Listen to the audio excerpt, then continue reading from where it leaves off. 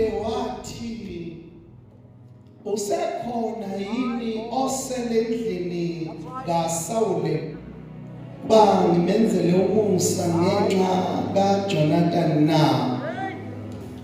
uDavide wathi usekhona yini osele endlini kaSawule ukuba ngimenzele umusa ngenxa kaJonathan na? uDavide wathi usekhona yini osele endlini kaSawule kuba ngimenzele umusa ngenxa kaJonathan na?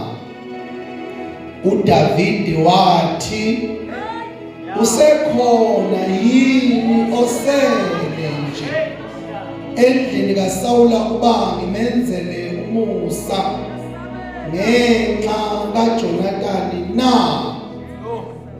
uDavide wathi usekhona yini osele endlini kaSawule kuba ngimenzele umusa ngenxa kaJonathan na? uDavide wathi usekhona yini osele endlini kaSawule kuba ngimenzele umusa ngenxa kaJonathan na? awandile uDavide wathi usekhona yini osele endlini kaSawule kuba ngimenzele umusa ngenxa kaJonathan na? uDavide wathi usekhona yini osele endlini kaSawule kuba ngimenzele umusa ngenxa kaJonathan na? kwakukhona endlini kaSawule incebo igama layo leUziba. Bambiza ukuba aye kuDavide, inkosi yathi kuye uMuziba yini na? wathi inceku yakho inguye. Inkosi yayisithi akusekho noyedwa yena endlini kaSawule engamenzela umusa kaNkulunkulu na? Inkosi yayisithi akusekho noyedwa yini endlini kaSawule engamenzela umusa kaNkulunkulu na? Unake into statement siyashintsha. Kunoshintsha kwestatement. Ivesi lenhla lithi akekho osele bangimenzela umusa ngenxa kaJonathan. Mase kufika umuntu ozolayela umuntu okhona kuthiwa akekho nosele noyedwa obangimenzela umusa kaNkulunkulu. uZiba wathi enkosini ikhona indodana kaJonathan ekhubazekile ezinyaweni. Yathi inkosi kuye ikuphi? uZiba wathi enkosini isendlini kaMakhiri indodana kaAmiyeli eLodebar. uDavide wathumela ukuba alandwe endlini kaMakhiri indodana kaAmiyeli eLodebar. uMefibhoshethi indodana kaJonathan kaSawule wafika kuDavide wakhothama wathi mbo ngobuso. uDavide wathi Mefibhoshethi, wathi inceku yakho ilapha. uDavide wayesethi kuye ungesabi ngokuba ngiyakwenzela impela umusa ngenxa kaJonathan uyihlo. Ngizobuyisela lonke izwe likamkhulu wakho uSawule. Uyakudla njalo etafuleni nami.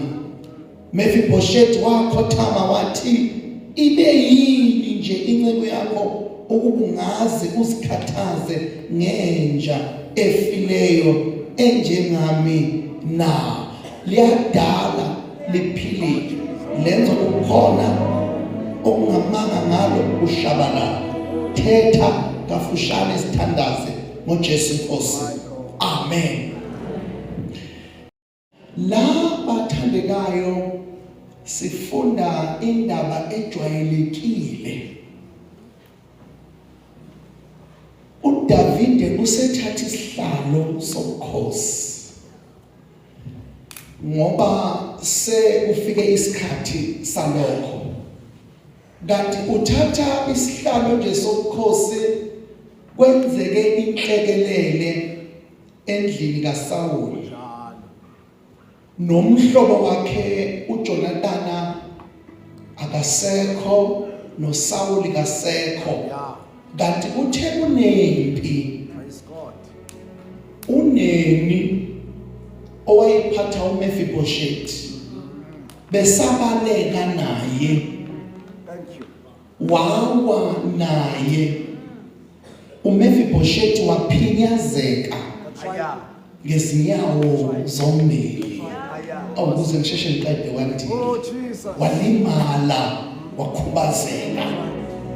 And esingesithi the man was limping both legs.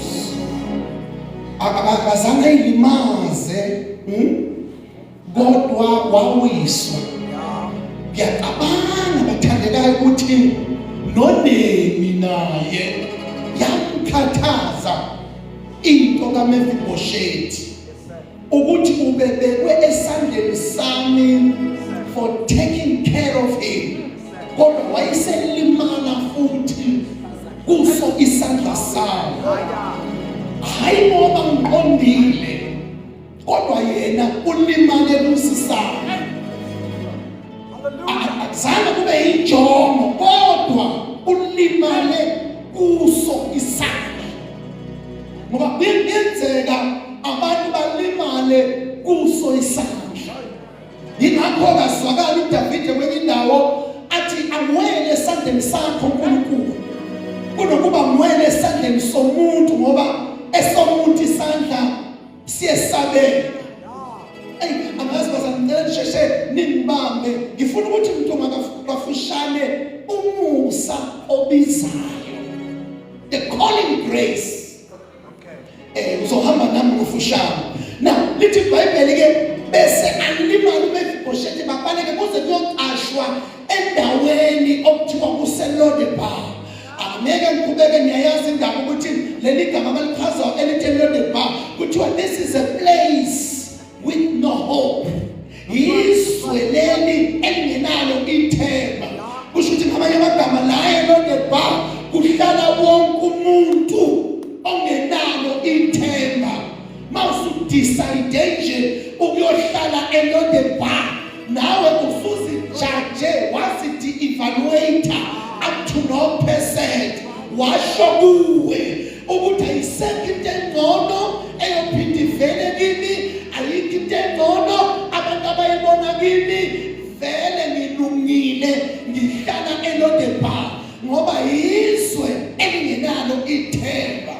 Lithi iBhayibheli wahlala khona nesimo sakhe esikhomba ukungabi nethemba, elimele ngezinyawo zombili. Kanti uDavide uzathi mayenyukela esihlalweni bese engakhohlwa ukuthi kukhona into uJonathani amenzela yona ngesikhathi sokugijinyiswa kwakhe. Elithi iBhayibheli umkhulu kaMefiboshethi uSawule wagijimisa uDavide imihla yonke yakhe, ngoba lithi iBhayibheli liyaveza ukuthi uSawule lona wabusa iminyaka ewu-40. Kusho ukuthi ukubusa konke kaSawule ubusegijimisana noDavide, kodwa lakhe enough ukuthi esamgijimisa wayenomhlobo wakhe uJonathani. So uDavide ugibela nje esihlala niyakhumbula ukuthi angikwazi ukuhlala ngikhululeke ngingazange ngawudlulisa umusa kwigeneration kaJonathana endlini kaSawule. Noma uSawule wayemgijimisa, kodwa uNkulunkulu wabeka umuntu ukuthi ekugijinyisweni kwami angivikele. Manje uMefiboshethi uzoreceive umusa, uzowuthola ngena kayise.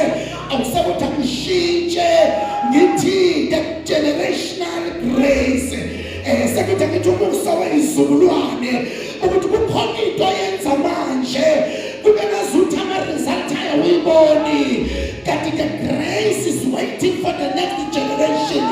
Kukhona imthandazo oyithandaza manje utulindele impendulo zingabonakali. Kanti you are investing for your own son, you are investing for your siblings, you are investing for the next generation. Awamazi sakuthi ngithi mntwana umusa wesizukulwane. Sometimes don't take it for granted ukuthi awusange walala wena namhlanje kodwa uze wazohlabalana. Kukhona abantu bokhala lakho lapho khona bazosutha khona, lapho limale khona bazophila khona, lapho shaye khona bazobusa khona. Lithi iBhayibheli uthi umemeza amagama ke manje athi ngabe akusekho noyedwa pho engamenzela umusa. Ngamanye amagama uDavide uhlushwa umusa.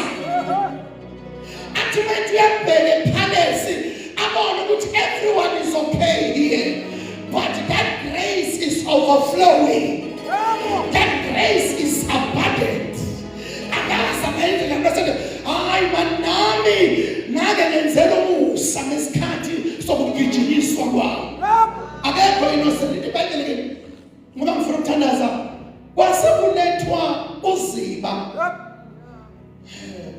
Ungayibuza na ukuthi Ziba wazi uMephibosheth, wazi uJonathan, wazi uSaul. So in other words, you are related to this family.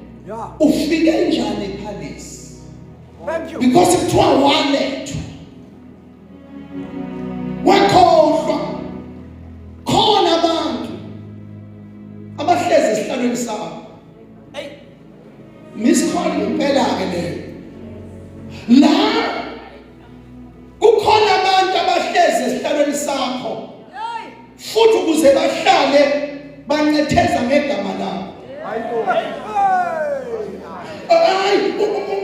Kunabantu abakwi-friendship, but for their friendship to be sustainable kufanele kube negama lakho phakathi. Ziba ufike kanjani ngoba related nabo baseLodebar. And la iBhayibheli lithi mayelethwa uZiba kuthiwa kubuza umbuzo ukuthi akekho yini osele. Instead yokuthi athi kunoMephibosheth unikeza ama-details, who asked for details. Lama details anikezwa ukuze ngikubeke ngihlale kulesi sihlalo ngoba uzwakala ephendula into engakuzwanga uthi yena ukhona. But I'm sorry Nkosi, isimo sakhe does not allow him ukuthi angaba la ngabanye amagama uzama ukusi-advertise ukuthi mina ngingcono kakhulu ukuthi ngingahlala lana kunaye. Kwasho ukuthi umusa uyambiza, umbiza nesimo sakhe, awunendaba indawo akuyo, umbiza khona lonke ngoba ngisho noma kungafika abantu bazoma ngaphambili ma umusa usukubizile, umusa ukubizile. Awusengathi ngikhuluma namabili amathathu ngithi uhlele Lodebar kodwa ngizwa umusa uyakumemeza, ukumemeza phakathi eLodebar kuleso simo. Ngizwa umusa kaNkulunkulu uthi uyafuneka, ufuneka ePhalesi, ufuneka endaweni eyiphakeme. I-background yakho vele yona ithi you are good enough eLodebar, kodwa umusa kaNkulunkulu awunandaba nesimo, awunandaba ne-background, awunandaba ne-environment okuyo, uyabiza.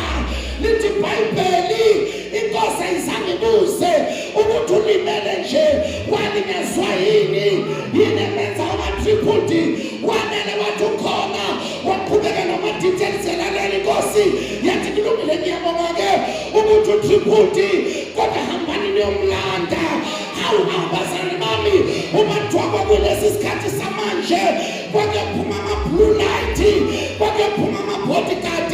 Ngiyabona ngamehlo engqondo kwehla iy'nqola zasePhalesi zidlule idala ezigadini zaseLodebar bonke bekhothama inkodo yami nje ithi kwayena uMefibhoshethi mayizotshela ukuthi uyafuneka enkosini kwaba nentetha inkosi yami mhlawumbe ngibizela ukuzobulawa mhlawumbe uDavide ufuna ukupay revenge ngoba umkhulu wayemgijimisa kwasho ukuthi umusa obizayo does not pay revenge umusa obizayo qualifies those who don't qualify umusa kaJehova wafika zehlingona zibhekelele bonke amejina nje mabefike esangweni bethi sifuna kunomuntu ezomfuna kwelethu ikhulu zakhona zicabanga ukuthi kuziwa kuzo kuyabonakala inhlungulo sifikile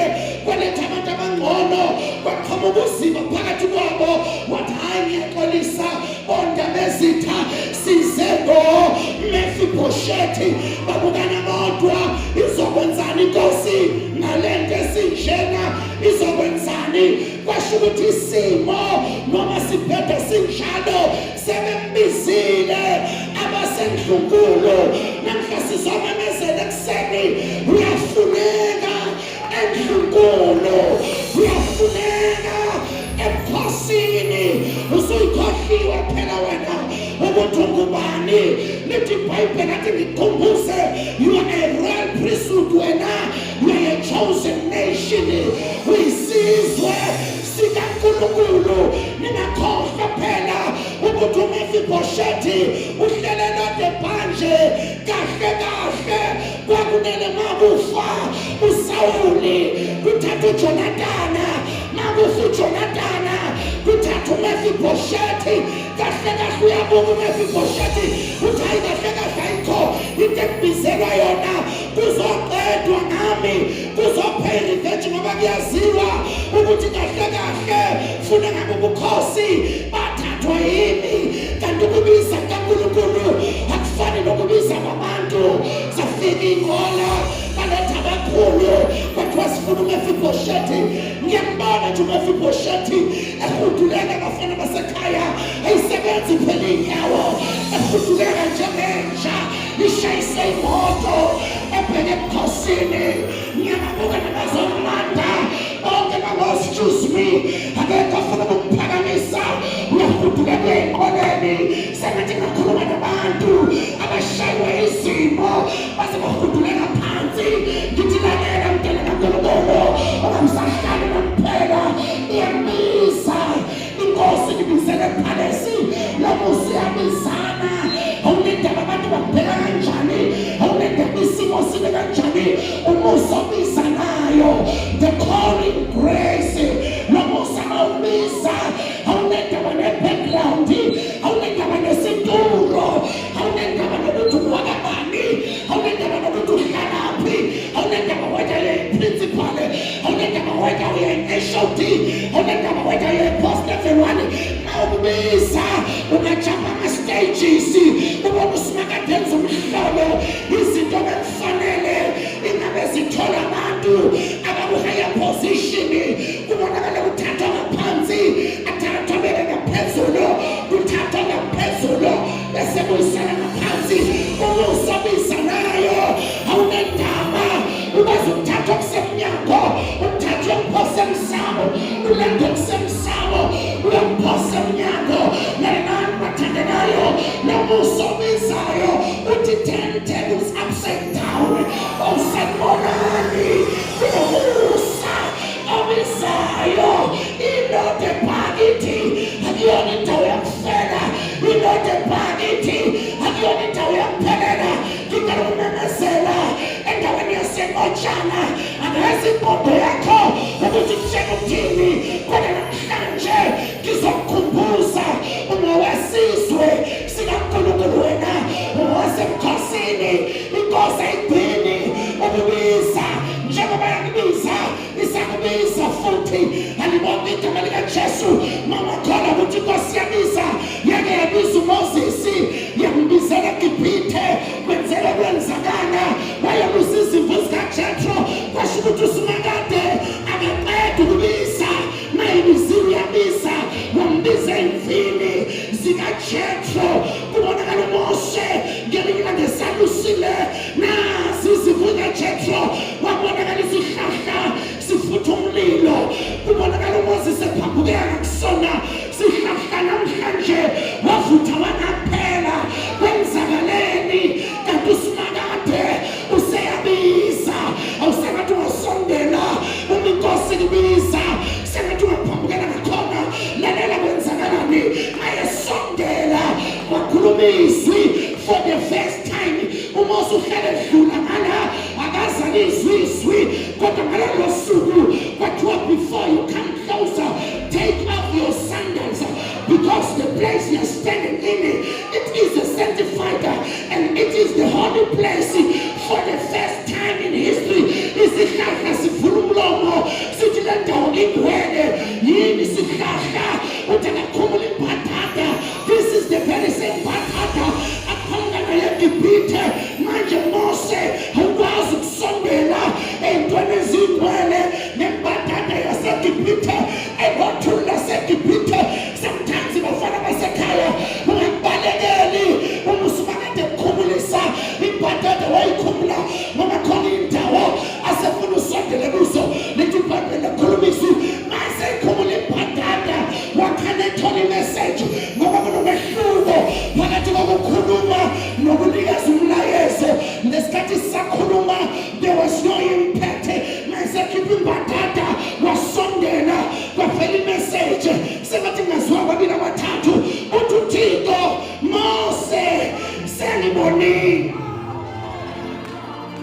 ngibonile nje futhi sengizwile asikaze sizwe eBhayibhelini ukuthi uIsrayeli njengoba eseGibhithe nje wayekade ethandaza kanti uJehova uhlupheka ngiyabona abakaze bahlangana ihomseli kodwa ngalowo nalowo wayethi mayebekujoka entangeni elinimasimini athi ngelinye ilanga Thixo wasikhumbula isizwe sabawethu ngelinye ilanga Thixo wakhumbula izwe lakithi let me tell you something that you don't know umkhuleko owenza impact habona umkhuleko we-crowd habona umkhuleko weningi but in your secret place oh shakabatoto with the Bible when you pray you need to get into your closet you need to close the door bese lithi usimakade wasekutheke ofuna ekutheke izinto masayiphendula uziphendula publicly awusenibonani bathandekayo akukhona ohlabelelile wathi nifuna inkosi nifuna ekuthekeni bese niyahlala nihlala nayo emthandazweni so azwanga kuthiwa babethandaza kodwa kuyavela ukuthi babethandaza ngoba sibuze sethi ngizwile futhi sengibonile ngicela ukumemezela endaweni yaseMotshana ngithi uzwile futhi usebonile yingakho egijime waya kuMntungwa wathi weMntungwa ake ubasi isihlahla sivutha umlilo ukuze basondele njengoba sila sisondele esihlahleni asivutha umlilo sizozwa ukuthi uthini umlayezo niyofuna ukwazi umlayezo uthi uzwile futhi usebonile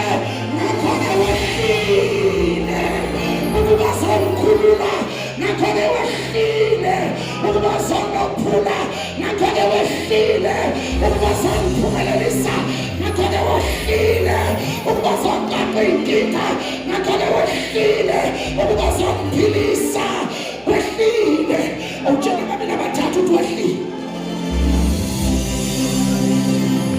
tshela babili abathathu ukuthi wehlile njengethana njengoba ehlile njena usuke wabona isimo sakho usuke wabona inhlupheko yakho ngalokho kuzobophula oshakapata akekho ozophuma la engazange wophulwa owathi ngiphinde mhlawumbe ngizwa babili abathathu ngithi akekho ozophuma la namhla kuseni engazange wophulwa akaze ehlele mahala mayeke wehla nje kukhona izinto azozenza wake wehla phakathi kunempi izolwa nomprofethi kwezona lento yomprofethi itatazela wenze njani. Umprofeti wathixo wathi uNkulunkulu awuvula amehlo alenceku ibona ukuthi bangakanani abangakithi kunalaba abangakubo. Ngicela ukumemezela ababonakali ngamehlo kodwa baningi abangakuwe kunabangasasitheni sakho, baningi abahamba nawe kunabahamba nezitha zakho. Nisukela khohlwa nithi iBhayibheli, greater is he, greater is he that liveth in you than the devil in the world. Ngicela ukumemezela abathandekayo, mkhulu lo ngakuwe kunaloyo sezwe. Athi qathi ngixolisa bahlobo, ngixolisa ngicela nihlale kancane.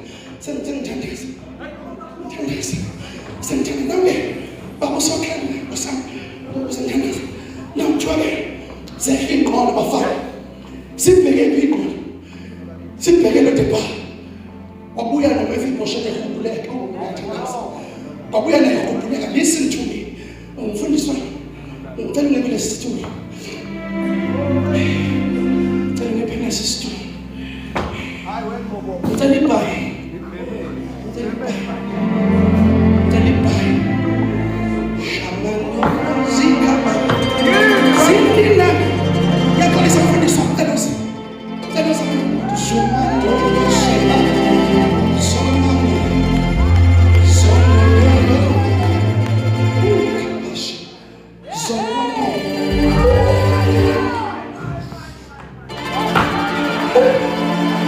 yafika uMefiboshethi kuthiwa wafika bayirahla enyaweni zenkosi. Mama enyaweni zenkosi ithi inkosi lalela-ke namhlanje weMefiboshethi, izwe likamkhulu wakho ngizolibuyisela kuwe ngenakayihlo. Bese uMefiboshethi awe phansi athi yini inja efileyo. Ubukhazana uMefiboshethi bathi yini inja efileyo. Usho ukuthi uyangibona vele ngizilimalele, ngicela ungangiqedeli vele ngilimele kodwa ngicela ungangiqedeli. Ngicela ukutshela mntana kaNkulunkulu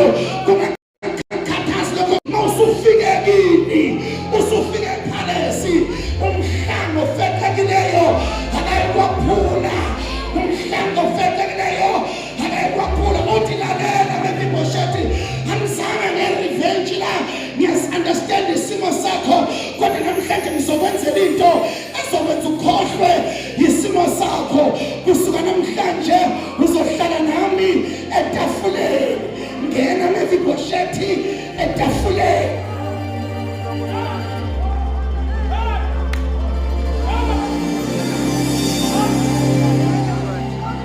Ngena etafuleni. Laphaya etafuleni kunendwangu.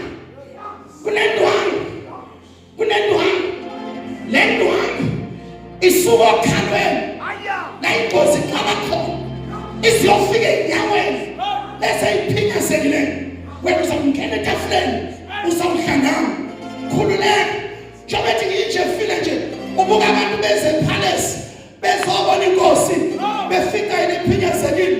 Awungayiphoqa inkosi kanti inkosi ine solution. Ungena etafuleni bese isimo sakho simbozwe indwangu.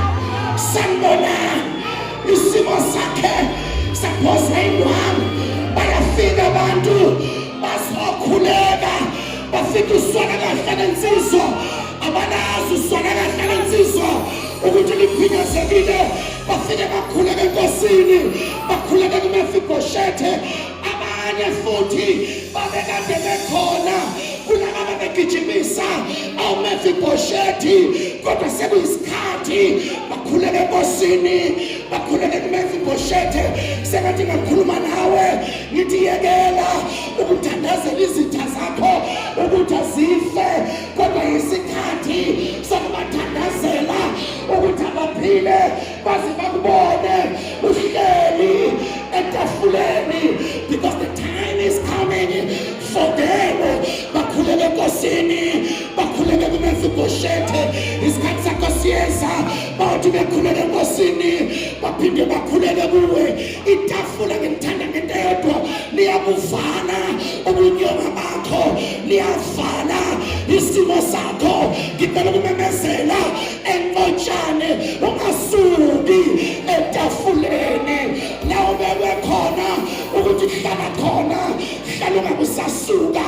Hayi bazalwane bami, lesikhathi waphakamisa ngasisandla wathi uyamamukela njengenkosi nomsindisi, wawuhuduleka Mefiboshethi, wawukade uya etafuleni. Masingakhuluma iqiniso, wena uyabheda nezinto azihambi kahle nokuba ubonakala umsulwa. Tafula lelo, tafula lelo, tafula lelo liyini tafula litumuntu uKristu Jesu. Iyini dwangu, ingumoya ongcwele ohlala kini. Uthi Jesu ngiyanyuka mina, kodwa khona engizoyenza, ngizonishiya nomduduzi. Umoya ongcwele, umoya ongcwele uyasembatha afihle ubuthakathaka bethu, afihle ubuthaka noma bungakanani. When I do yourself a favor, remain in the table. As long as you are in the table, the cloth will cover your disgrace. Kodwa ingozi enkulu ukuzama ukusuka etafuleni, wasuka etafuleni ingubo waphansi, ukugcina ingubo ikuvalile. Hlala njengevili. Awusengiyathandaza. Ukhona nosele, ukhona nosele, ukhona nosele. Uba ngenzela umusa sethi ngishintshe ngithi ukhona nosele ukuba ngahla nenkosi etafuleni. Oh, glory to Jesus.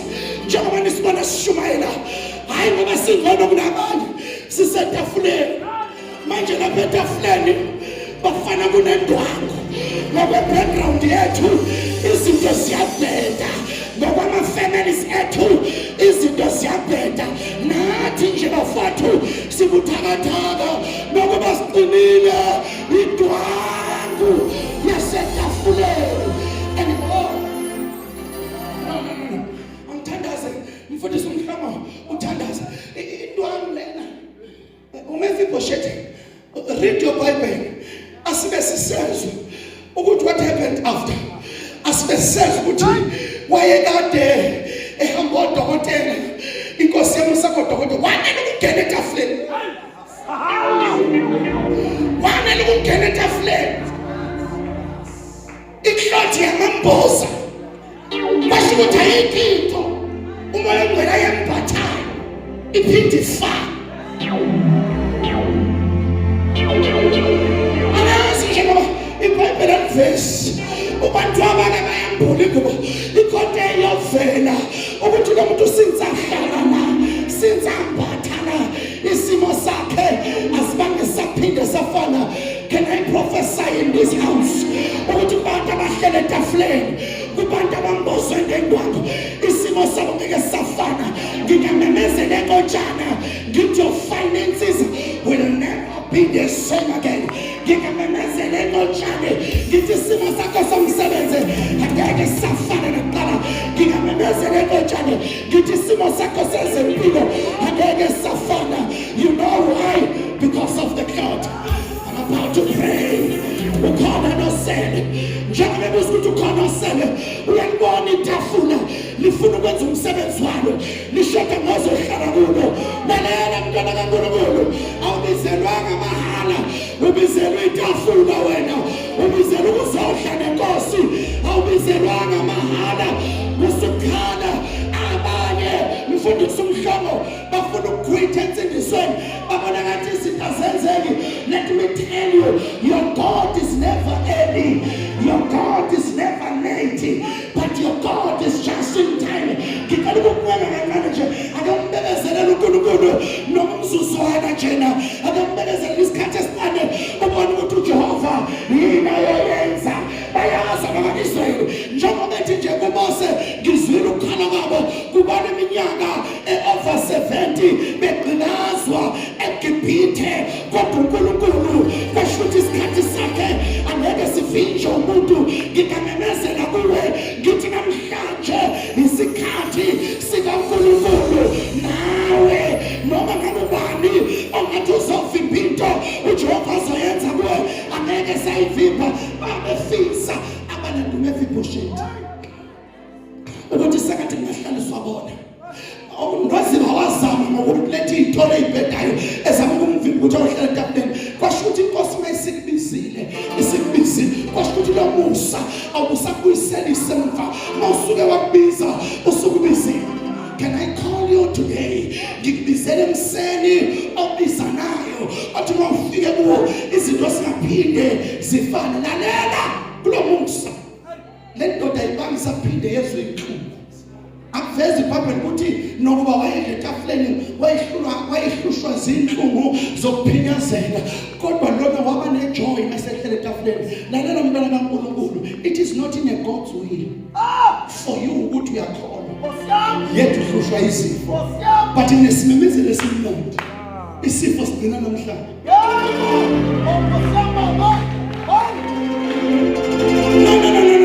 I'm not gonna say to you uNkulunkulu uzosebenza noma ususekhaya sesayivana leyo nto. We are not postponing power. God must answer us when we pray. Asiphendule lasithandaze khona. Ngeke bafana basekhaya sidele ubuthongo bethu sizohlala lana emsinga. Awunilalela yini hanibeka baba badala bahleli la bese behlelela ukuthi bazophinde babuyele emakhaya futhi izinto ziyolunga emakhaya. Ayilunganga emakhaya. uNkulunkulu usilungisele ipower of prayer ukuthi izinto zethu zizolunga khona. Sengiyamemezela ke namhlanje usuku lokuhlala kukaMefiboshethi ahlala etafuleni nenkosi ahle. Namhlanje usuku lokubuyisela kwezinto ezadlwa isikhonyane. Akadinanga uMefiboshethi ukuhlala etafuleni kuphela kwabuya the land kamkhulu wakhe ngicela ukumemezela izinto ezatshontshwa abazali bakhe abangazange basi-enjoya kuthiwa ngimemezele eMefiboshethi ukuthi zizobuyisela kuwe zizobuyisela seyiphindiwe uzo-enjoya ama-benefit okhokho bakho izinto abaze bafa bengazange bayibamba. Namhla Mefiboshethi ngiyamemezela uzoyibamba noma uphinyazekile uzoyibamba noma ukusiphi isimo. Lalela musuku lokhu uhamba ukhala uthi uphethe ugrade 12 awunasitifiketi lento ayidinga egrade 12 lento ayidinga esitifiketi idinga umuntu okholwayo. Mawusukholiwe sekuphelele mawusukholiwe sewukwamukele mawusukholiwe sekwenzekile. Asimeme nyawo hlala Mefiboshethi indaba nayo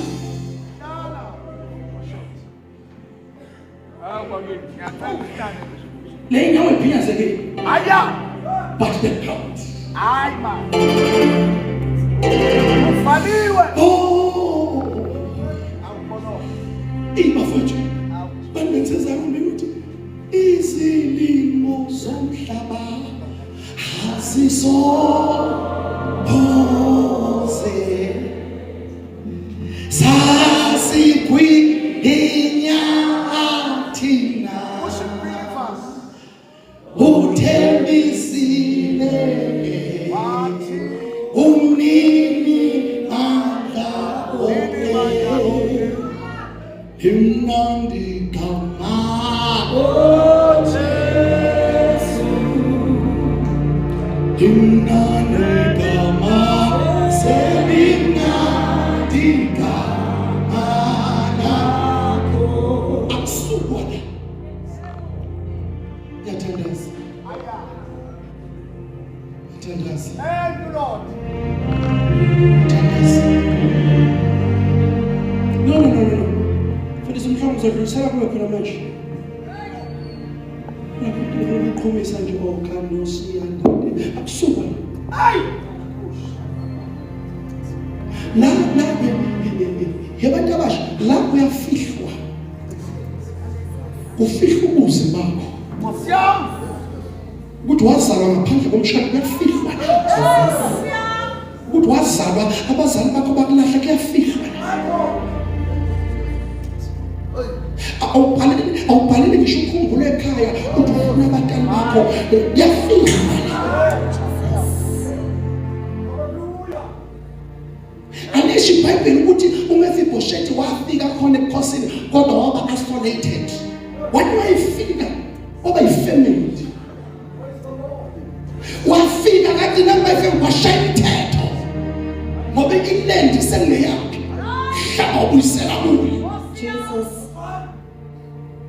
Mahamba khana ufuna ukudatshukelwa, uhamba uthathwa yonke imizi, uthi ufike ngisho emzini laba bengathi bayakuzwela, ufike uhlukunyezwa abafana bakhona. Hlala etafuleni. Jesus.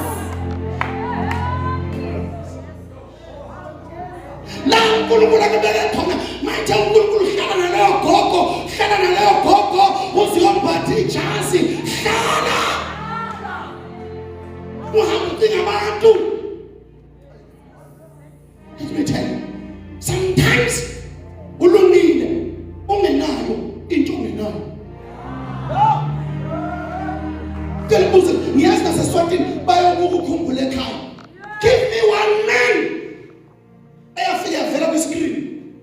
Yathi ngifuna ubaba wami, ngiyazi makumthola ubaba wami izinto izolunga. Ngani ninoyedwa owanele umthola ubaba wakhe. Nobaba wakhe wathi nathi kade sikufuna. Nansi umuntu wakhe sikuthengele yona ngeke udrive. Nakho umuzi sikwakhele wona ngeke uhlala. Nasi isitolo sikwakhele sona ngeke udayisa. Kodwa bonke babafika obaba bese inkingeni. Eyidlula inkinga bakuzo. Kufuneke baqale phansi bona balungise inkinga yalo baba before kuzoattend inkinga yabo. Let me say it again. Sometimes ulungile ungenayo into ongenayo. Silahlekelwa ingane ezine-potential ebandleni ngoba ziyixanga ezinto obekumele uJehova kube uyena oyixanga ngazo. Udaba lwakho akulona lwakho olukaThixo. Hlala nomntana. Uyonela ungahlala lapha. Uyafumana uyise wentandane. Uyonela ungahlala lapha. Uyafumana indoda yabafelakazi. Uyonela ungahlala lapha.